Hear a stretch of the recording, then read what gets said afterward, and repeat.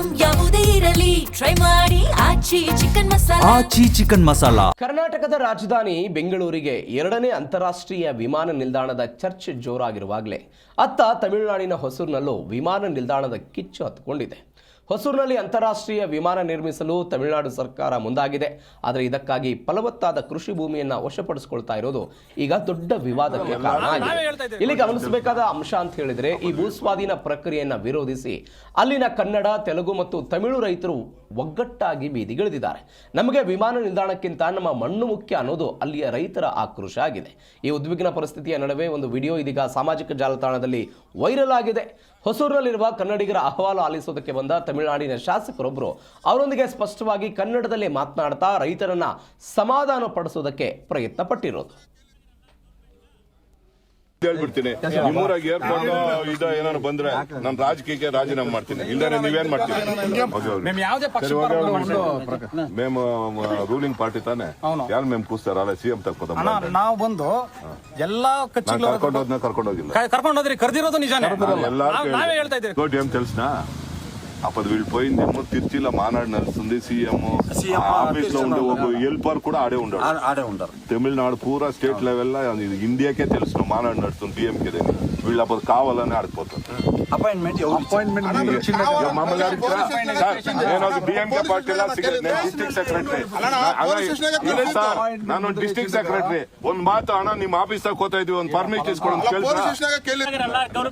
ನಾನು ಹೇಳ್ತೀನಿ ಕೇಳು. ಯಾವ ಗೌರ್ಮೆಂಟ್ ಅವತ್ತು ಒಂದೇ ಒಂದು ಪುಳ್ಳೆ ಇಲ್ಲ, ನಮ್ಮ ಆಫೀಸಾಗೂ ಇಲ್ಲ, ನಮ್ ಇದ್ರಾಗೂ ಇಲ್ಲ, ಎಲ್ಲ ತಿರ್ಚಿನಾಗಿದ್ವಿ.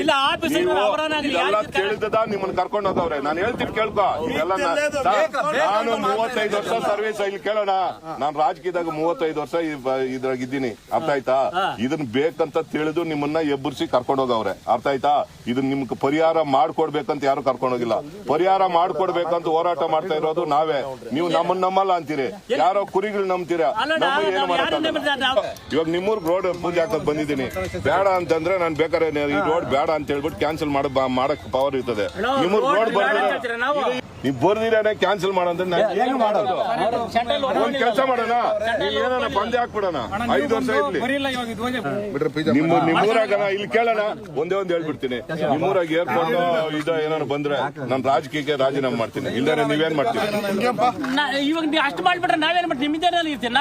ಬೇಡ, ನೀನ್ ಗ್ಯಾರಂಟಿ ಹೇಳ್ತೀನಲ್ಲ ನಾನು. ಇವಾಗ ಎಲೆಕ್ಷನ್ ಕಲ್ಲ, ಬೇಕಾದ್ರೆ 5 ವರ್ಷ ಟೈಮ್ ಕೊಡ್ತೀನಿ. ನೀವು 5 ವರ್ಷನೂ ಹೋಗ್ದಿರಿ ಇದ್ರೆ ನೀವೇನ್ ಹೇಳ್ತೀರಿ ಆಮೇಲೆ ನಾನು ಹೇಳ್ರಿ. ಇಲ್ಲಿ ಬಂದು ಹೇಳ್ಬಿಟ್ಟು ಅದ ಒಂದಿನ ವೈಪ್ರಕಾಶ್ ಹೇಳ್ಬಿಟ್ಟು ಅದ ಇವಾಗ ಗಂಟ ಬರೀಲಪ್ಪ ಅಂತ ಹೇಳ್ಬಿಟ್ಟು ನೀವು ಆವಾಗನೇ ಹೇಳು. ಇಲ್ಲಿ ಇಷ್ಟ ಜನ ಇದ್ದೀರಿ, ನೋಟ್ ಮಾಡ್ತಾರೆ.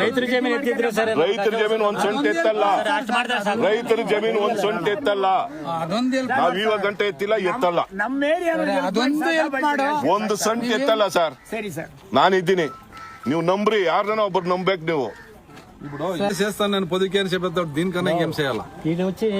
5 ఏళ్ళు చెప్తాడు. వచ్చేటట్లుంటే నేను వస్తుందని చెప్పేసి పొజిషన్ నాకేమి. ಇವಾಗ ನಾನು ಹಂಗ್ ಬರಂಗಿದ್ರೆ ಸುಳ್ಳು ಹೇಳ್ತೀನ? ಹಣ ಬರ್ತದೆ, ನಾನೇನು ಮಾಡಕ್ಕಾಗಲ್ಲ ಅನ್ಬಿಟ್ಟು ಹೋಗ್ಬಿಡಿ. ನೀವು ಪೂಜೆ ಹಾಕಿದ್ರೆ ಏನು ಬಿಟ್ರೆ ಏನು